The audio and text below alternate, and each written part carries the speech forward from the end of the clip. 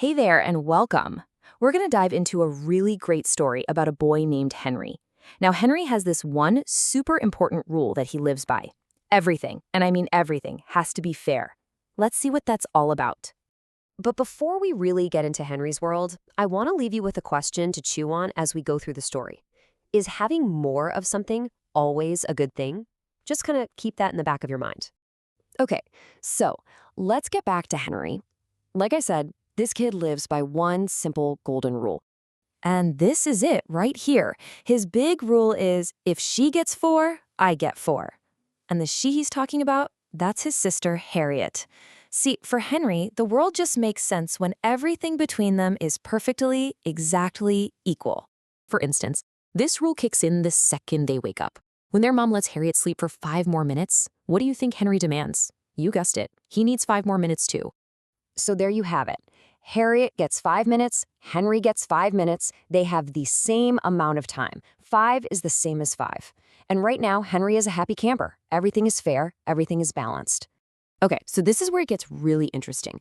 Harry basically plays this comparison game all day long. He's always counting, always keeping score, just to make sure things are perfectly even.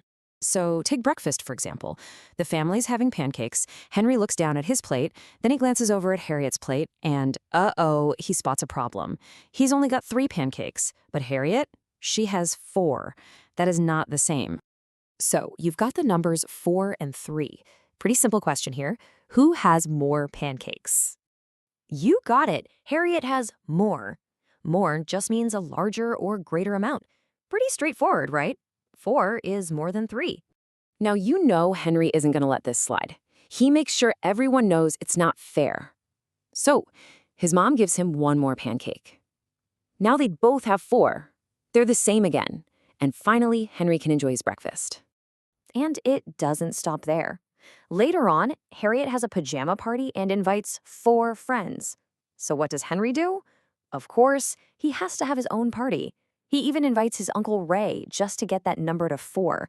Because you know the rule, 4 is the same as 4. But, life isn't always perfectly fair and square, is it? So what happens when Henry just can't get the same amount as his sister? All right, picture this. The whole family's on a shopping trip. They're at a clothing store, and Harriet gets 3 new things: a sweater, a dress, and a hat. Henry, on the other hand, only gets 2 things: a sweater and a shirt.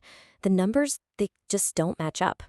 So this time, Harriet has 3 things, and Henry has 2. Who has less? Which of those numbers is smaller? Yep, it's Henry. He has less. Less just means a smaller amount. So the number 2 is less than the number 3. And you can probably guess how Henry feels about having less, right? He is not happy. In his mind, this is totally, completely unfair. Okay, let's keep going, because this all builds to a really, really surprising twist for Henry. The family heads to the dentist's office, and this is where Henry's whole everything must be the same rule gets, well, a little complicated. So, Harriet's checkup is done, and the dentist has some news. She has 1 cavity. And, a cavity is not great news. It means the dentist has to fix your tooth. Okay, so this is it. This is the big moment. Henry's rule is that he always wants the same as Harriet. But does he really want the same thing this time? Does he want a cavity too? So now it's Henry's turn, and you can imagine he's probably pretty nervous. The dentist is checking all his teeth, and then what a relief. The dentist gives him some amazing news. He has 0 cavities, not a single one. So let's just break this down. Harriet has 1 cavity. Henry has 0. Who's the lucky one here? It's Henry, for sure. In this case, having the smaller number, 0, is way, way better. So this whole experience at the dentist's office ends up teaching Henry a brand new and honestly a really important lesson. Not just about numbers, but about life. And this is a great way to see how he changed, right? He started out just always wanting things to be the same. Then he started to understand the idea of more and less. But the biggest discovery? Realizing that sometimes 0 can be the absolute best number to have. And that brings us right back to that question I asked at the beginning. Henry learned that more isn't always better. So I'll leave you with this to think about. Can you think of a time when having less of something was actually a good thing?